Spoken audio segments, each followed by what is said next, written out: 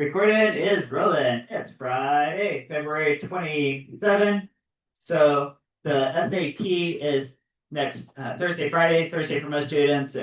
All that information is on Google Classroom. Even if you're not taking the SAT, keep in mind some of your classes might be relocated. All that info is there. There's a reading section and a math section. The math section is split into two modules. You collectively have 70 minutes to do 54 questions, and we've been going over the solutions to an example last few days. We're going to pick up here where we left off from yesterday. So we're in module 2, number 11. We got these lines. We got y equals negative 3x and 4x plus y is equal to 15. The question was, what's the solution? Now, here's your system. You can do substitution. You can do elimination. Let's how about this? Guys, can you just substitute that right there? Can I do that? So 4x plus negative 3x equals 15.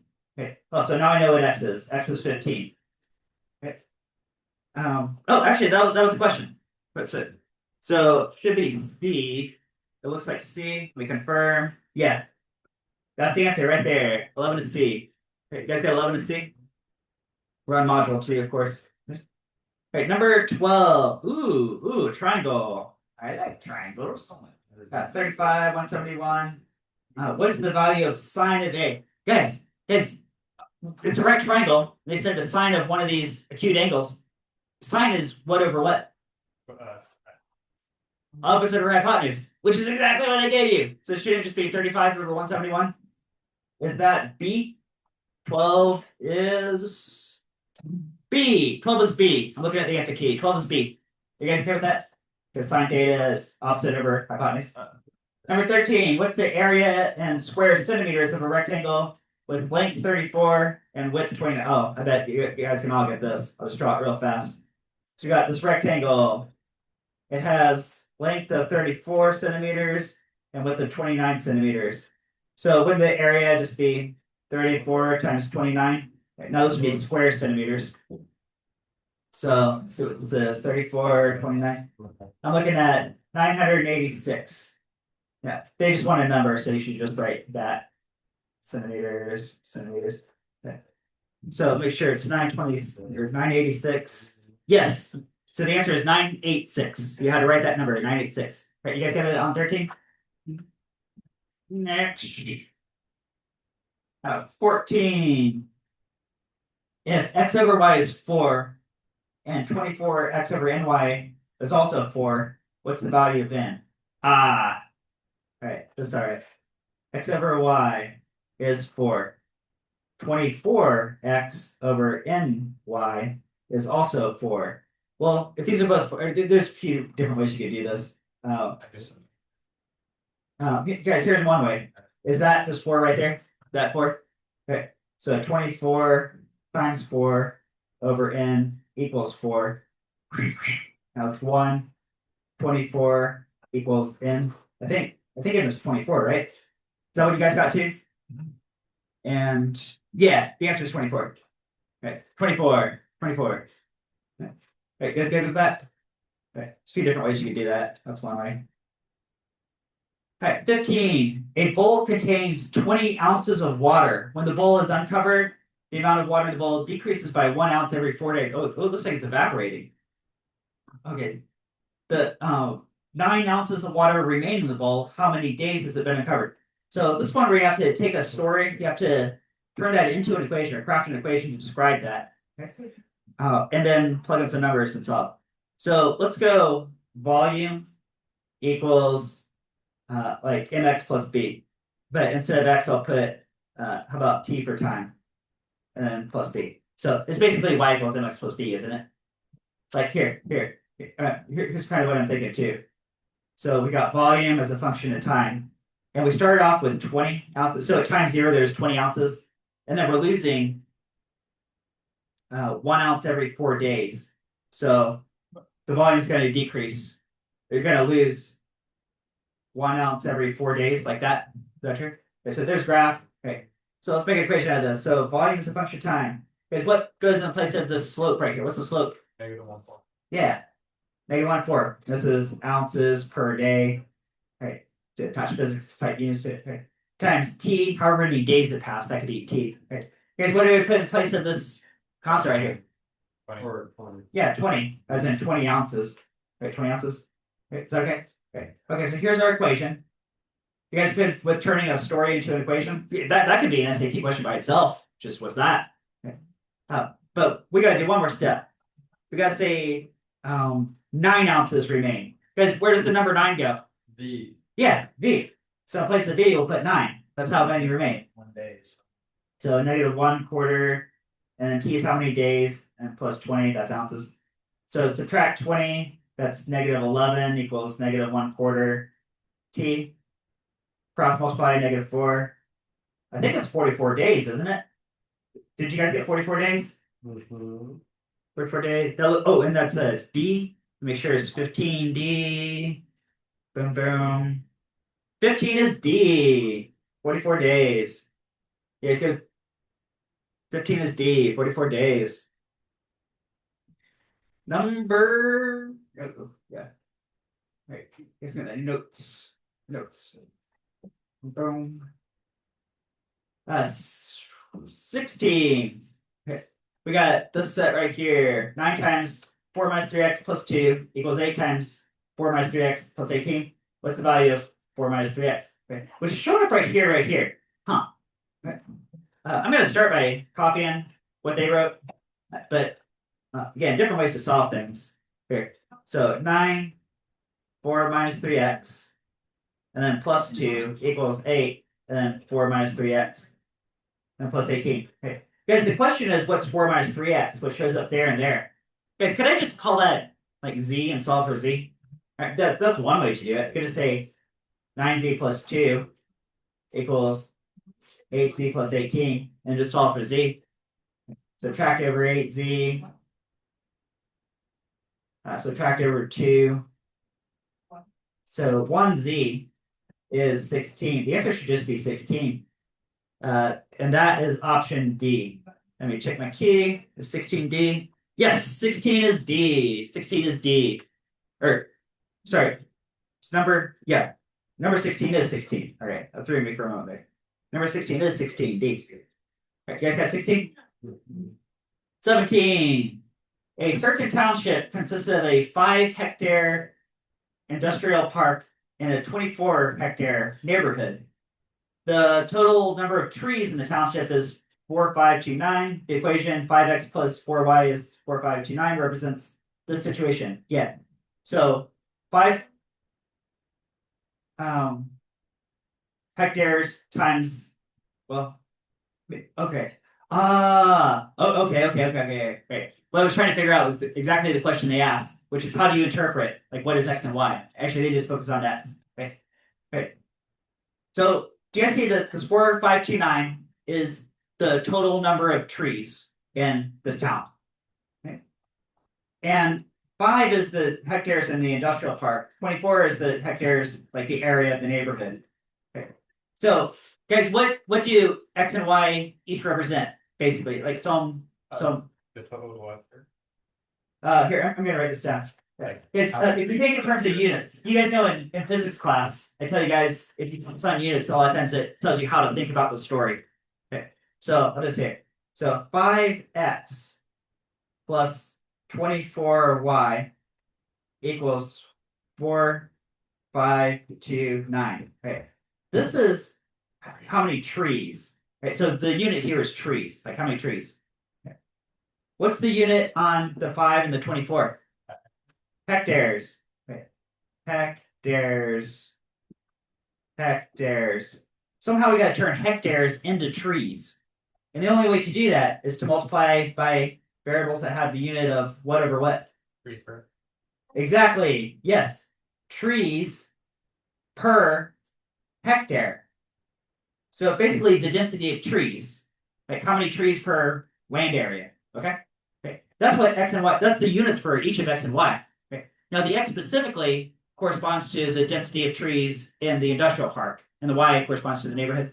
Okay. So I'm looking for an answer choice that says something like the density of trees in the industrial park. Let's see if we see something like that. Option A, average number of trees per hectare in the. Oh, that is A, isn't it? I think the answer is A. Let me check my key. Is 17A? No.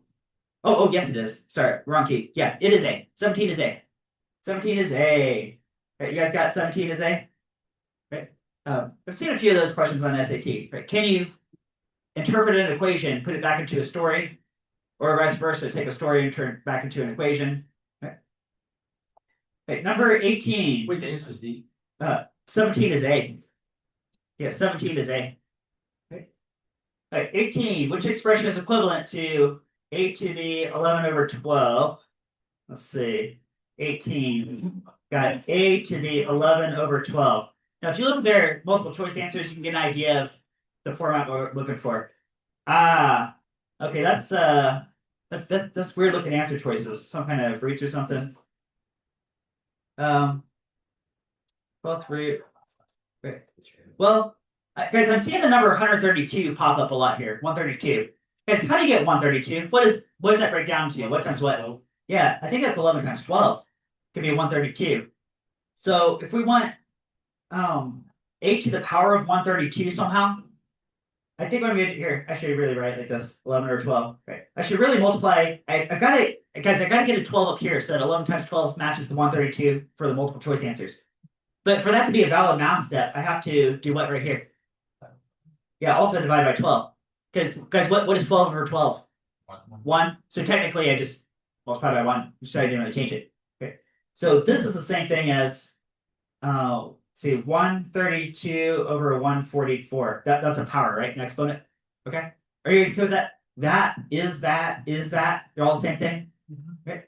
Now we can make this like look like a root. So now I have my 132 power where I want it, this numerator. Okay. Guys, this is the 144th root of that. Okay. That should be one of their choices because that's got to be the answer. All right, 18. I think it's B, isn't it? Let me make sure. It's 18B. Yes, 18 is B. It's right there. 18 is B. Okay. So this is one of, and there have been a few like this too, where to get the answer they're looking for, you kind of have to look at the multiple choice answers to see kind of what format are you going for. That's the only way I would know that. I mean, that's such a weird answer. Okay. Like if there was no multiple choice, like why would I even write that? Okay. Ooh. Dot plots represent distributions, data sets A and B. Which of the following statements must be true? Oh, they didn't even give us a story. Guys, were you guys the class that had the glue sticks? Did we do a glue stick one? No, okay, never mind. That was fun. Yeah, yes, we did. You guys have glue sticks? Brought around glue sticks and then. Okay, but you were in algebra class, right? I don't know if it was this one. Okay, yeah, I think that was my algebra class. Anyway, okay, it just kind of reminded me of this. I was just thinking, should I attach a story to this or what? Okay. Which of the following statements must be true? Let's check this out. Do you see for both these data sets, there's like some symmetry going on, right? Like there's it looks like data set A. What would you say is the median value for A? Okay. 13 is median, but what's the mean? It would also be 13, wouldn't it? The mean and the median is definitely the same for A because of that symmetry. For data set B, there's also symmetry. It looks a little different, but there's also this lateral symmetry. Guys, what's the median for B? Definitely 13. And what do you think the mean would also have to be? 13. Right. Actually, both of these have the same mean and median, which is each 13, isn't it? Right. Which data set do you think the data is more spread out versus concentrated? I think B is more spread out, isn't it? Because these two data sets are identical with the exception of a couple of dots. You guys see in data set A, if you just take these two dots right in the middle and you put them on the far ends, it creates data set B, right? Did I tell you guys about standard deviation? Did we talk about cats and dogs? No, we didn't. No. Oh, great. Let's do this. Because I'm seeing something about standard deviation here, so I got to talk about this anyway. Okay, guys. How many of you guys have pets? Do you guys have pets? You guys have cats? Have dogs? All right. Yeah, I got it all. All right, so let's do frequency versus height. Okay, so this will explain standard deviation, and then that'll make whatever question we're trying to answer make more sense. Okay, so let's start with dogs. Do you guys have small dogs, big dogs? All right, I bet if you have a small dog, I'd probably pick it up right here. If you have a big dog, ooh, no way. Maybe it's like Like, Scooby-Doo, so a big great thing.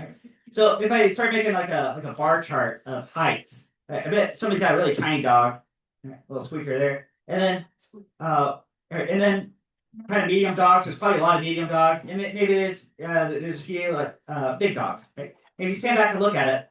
Could you guys create maybe like a bell curve, or something like that? You guys can see that? Okay. Now, how many of you guys have cats? Who has cats? I bet I know the size of your cat. Who has a pet tiger at home? Oh, nobody has. I bet you have a cat that's probably about this size right here. Right? I bet all cats are probably about like this. You guys think? Right. So here's dogs, and here's cats. Okay. What's the height of each animal and how frequently? Okay. Is that bell curves? Okay. Now, here, a little technical detail. If you go to stats class, okay.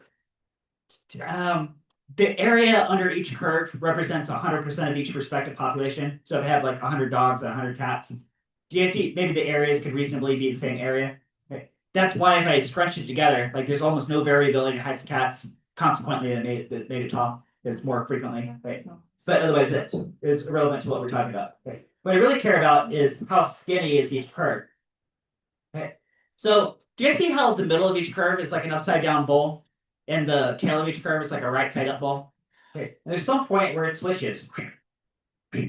Some point where it switches. It's called an inflection point. You see each inflection point? Okay. Now, if you go from the mean value to that inflection point, and then here's the mean dog height to this inflection point. Okay. That gap right there, that gap is called one standard deviation. Here's for cats. Here's for dogs. Okay. Here's which standard deviation is much larger? Dogs, right? Because their size is way more spread out than for cats. Is that right? So standard deviation, and I'll spell it out. Standard deviation. Okay. It's a way to measure the spread of the data. Now, if you have a bunch of data points, you can actually find the calculate here. I'll do an example real fast. Right? Okay. We'll probably do this in May with you guys. But if you go to probability, no, scratch that. I'm gonna hit data. No, hit second stat. Let's go one variable. Hit data and start plugging in values. Let's say you had a dog that was like 22 centimeters, and then you had a dog that was like 25 centimeters, and then there was like 35, and then 49, and then like 74. Okay, so that's 5 dogs. Okay, if I hit see stat var. All right. There's my average height dog. My average height dog is 41 centimeters. If I scroll to the right one more, it tells me the spread of the data. And there's an equation that you can give this to. I'll do the equation with you guys probably in a few months. Okay. But this is like this value right here. Okay, you guys get that? Now, if I go back to this right here, okay, guys, which data set again, A or B, is more spread out? B. It's got to be B, because you just take these two central dots from A and push them to the ends and creates B. Right? So I think B has a higher standard deviation. Right. Let's look at these two statements. Statement 1, the median of A is equal to the median of B. Guys, is that true? Is 13 equal to 13? Yeah. We said that before. 13 is equal to 13. So I think statement 1 is a true statement. How about statement 2? The standard deviation of A is equal to standard deviation of B. Is that true? No. Definitely not. Because we just said data set B is more spread out.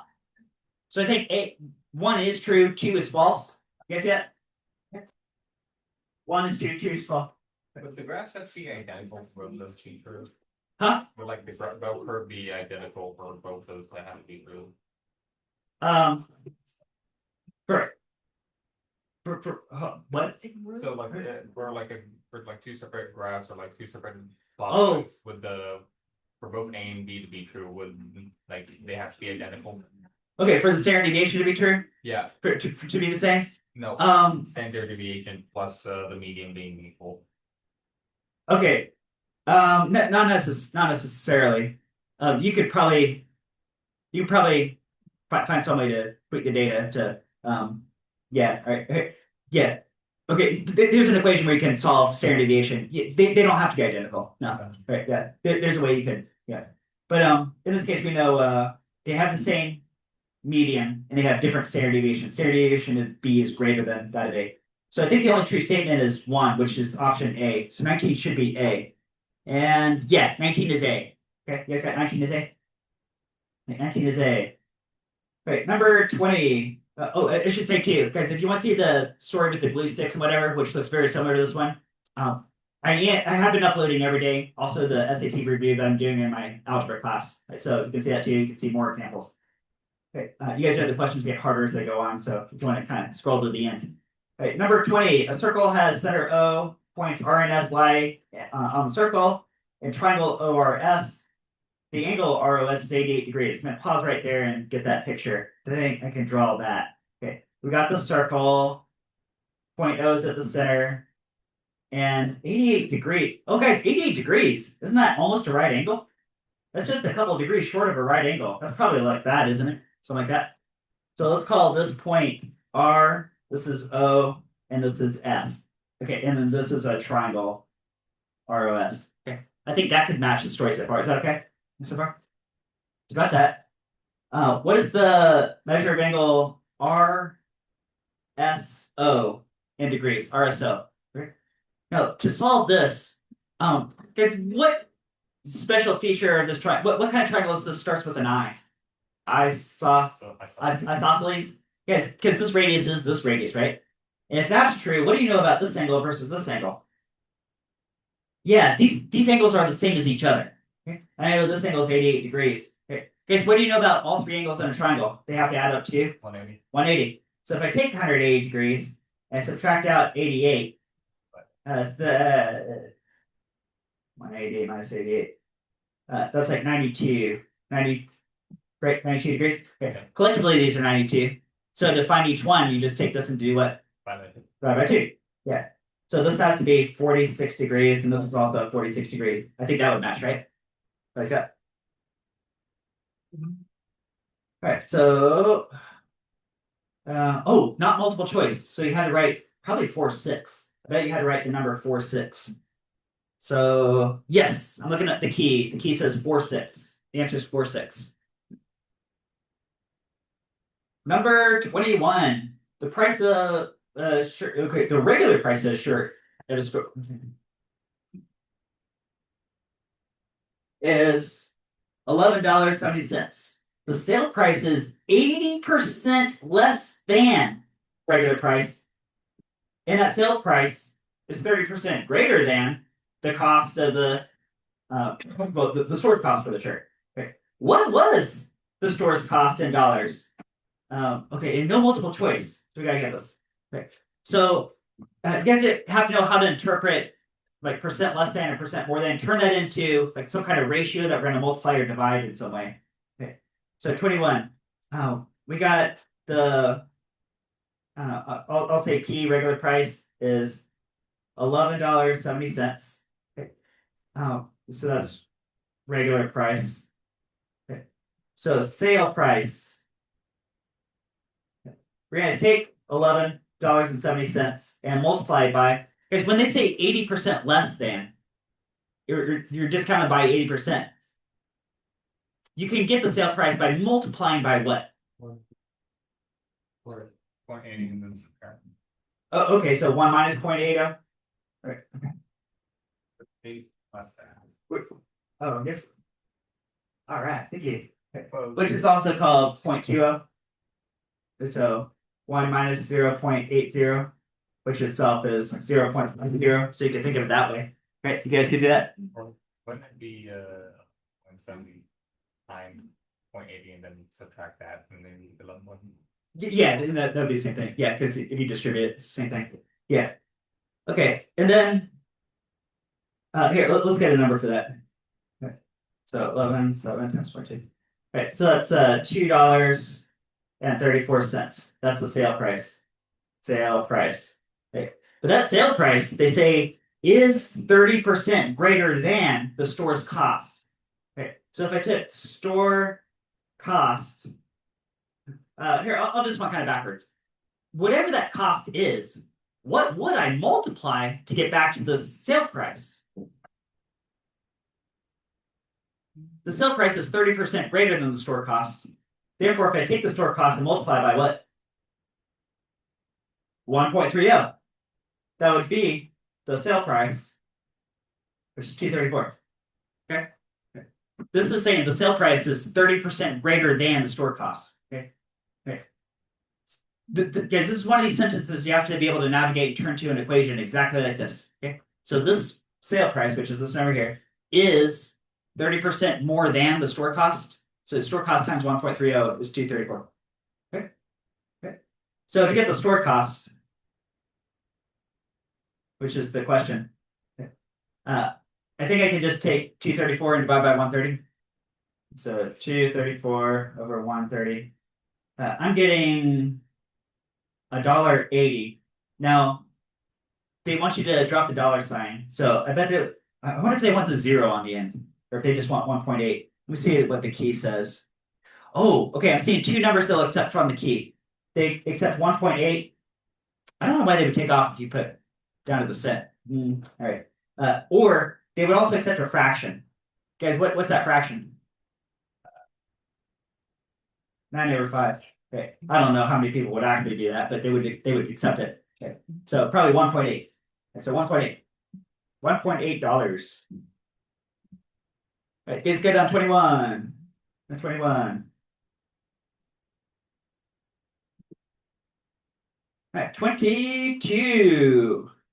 We got a cube length, edge length 68 inches. A solid sphere with radius 34 inches is inside the cube. Ooh, let's draw that out. Okay, so cube.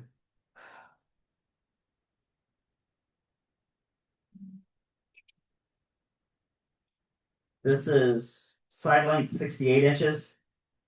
I'll just call it 68. Right. Well, I don't know, inches. I can't help myself.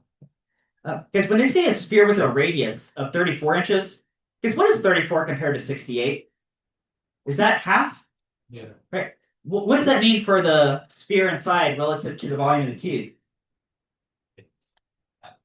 Does it exactly touch does the surface of the sphere exactly touch the faces of the cube? Yes. Yes. Yeah, it just brushes up against them. And it brushes up against this face. Yeah. So there's your sphere and side. Right? It's just brushing up against the faces of the cube. Okay. That's what it means for this radius right here. This radius to be 34 inches. Okay. Okay. So you probably have to imagine that for whatever they're about to ask. Okay. Such that, oh yeah, here it is. Such that the sphere touches the center of each face of the cube. Yeah, so they spell that out for you too. Okay. To the nearest cubic inch, what is the volume of the space in the cube not taken up by the sphere? Ooh, I like this question. Because suppose you had this box and you put the sphere in it, okay, and you filled it with the rest with water. How much water? Same question. So, guys, can you just take the volume of the sphere, or volume of the cube, and subtract the volume of the sphere? Yeah. Okay, that did. That should did. So let's go volume cube minus volume sphere, and that would represent call it delta V, which is what we're solving for. Okay, so we're solving for the difference in volume. So the cube could that be 68 being cube, like liquid height? Okay, minus guys, what is volume of sphere? 4/3 something? Does anybody know? 4/3 R cube. There it is, 4/3 pi r cubed. This is one of your geometry formulas that they print on the front page. They give it to you right there. 4/3 pi r cubed. So it's totally fair game that they would have you find the volume of the sphere because they tell you on page 1 exactly what it is. 4/3 pi r cubed. Yeah. Yes, they give it to you. Yes, it's on page 1. It's right, well, page 30, whatever. Okay. It's on the very front page. They give it to you right here. They give you all these geometry formulas, including Pythagorean theorem, and yeah, it's all given to you. So in place of r, I'm going to write 34, as in 34 inches, and cube that. Here, let's just push this through the calculator and see what we get, because that should be the answer. 68 to the power 3 minus 4/3, and then a pi, and then 34 power 3. Okay, guys, type this with me. Make sure I'm typing it right. I'm getting this number. Ooh, big number. 1, 4, 9, 7, 9. Well, if I round to the nearest, whatever, whole value, whole number, that would be cubic inches. I think that should be the answer. Is that what you guys are getting to? Okay, let me check. 22. I lost my place in this packet. 22. Okay. Just saying 22 is A. I'm looking at. Yeah, that's a number. That's A. That's A. The answer is A. Oh yeah, the answer is A. Okay, you guys go with A. And how to get that? All right. 23. They give us y equals 6x plus 18. Okay, that looks straightforward. Where we're going with this. One of the equations of this system of two linear equations is given. The system has no solution. Yeah, I definitely want to draw this out. System has no solution. X, Y. Here's the intercept at 18. Here's the slope. What has a slope of 6, I should say. 6/1. I think it's going to cross at -3 right here. Right. So there's a line, right? That's that. Okay. Guys, if there's another line somewhere on this plane, and there's quote unquote no solution, what do you know about the two lines? They'll never touch. Which yes, okay. Which means they're parallel, which means they have the same slope, same slope. And the slope in this case is 6. But I think it's probably gonna have to do with whatever they're about to add. You guys think? Yeah. Let's check this out. System has no solutions. Which equation could be the second equation? Because there could be a lot of correct answers. Oh, well, which one of these has the same slope? A and B. Yeah, A and B.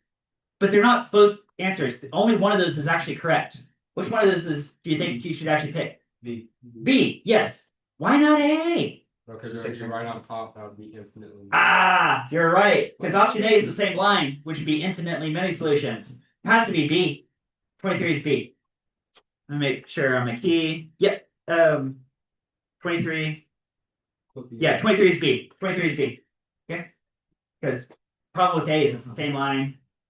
B is a different line. Okay. 24. Okay, we got two triangles that are graphed in XY plane. Okay, they get these coordinates and these coordinates. Okay. Well, here, I want to draw that out. Otherwise, I don't know what's going on. All right, 24. All right, so it looks like these are all positive values. So let's look in quadrant 1 right here. So we got X, Y, and they're all single digit numbers. 1, 2, 3, 4, 5, 6, 7.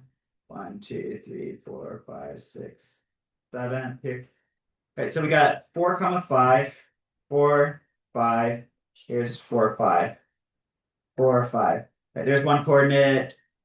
What we'll call it P. We got 4, 7, which is up here. That's Q. Is 4, 7. And 6, 5. It's right here. That's R at 6, 5. Okay. And that's a triangle. Zip. Zip. Zip. All right. Okay, so you guys go with that triangle. Triangle LMN is it? Okay, also 4, 5. So this is also L.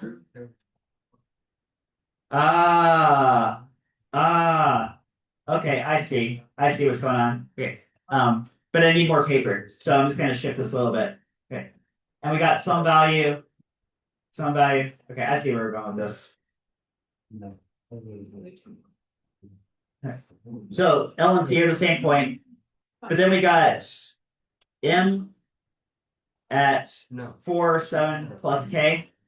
Okay. So this is the value 4, 7 plus K. And then N, which is at 6, no, 6 plus K and 5.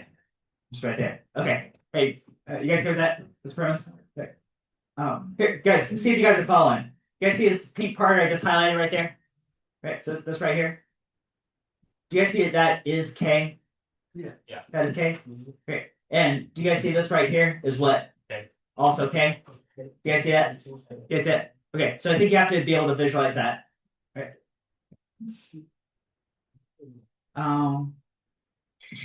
Okay, pause that. Great. If the measure of angle Q is 2 degrees, angle Q. I think this is angle Q. Guys, is that a 45-degree angle?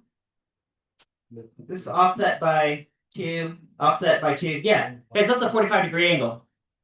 They said it's T degrees. What's the value of N? N is over here. Well, guys, what is this angle right here? It's also a 45-degree angle? Yeah. Yeah, because these are isosceles right triangles. That's 45 degrees. That's 45 degrees. Well, if they're calling this T degrees, is this also T degrees? Yeah. Maybe that would also be T. Or you could also do 90 minus 45 degrees is also 45 degrees. The answer might be C. Let's see if it is. Yeah, my answer key is saying C. It's saying T because it's complementary. All right. Well, we have 3 left, which I know I'm out of time. Let's see what I'll do about that. But all right, hang it up there.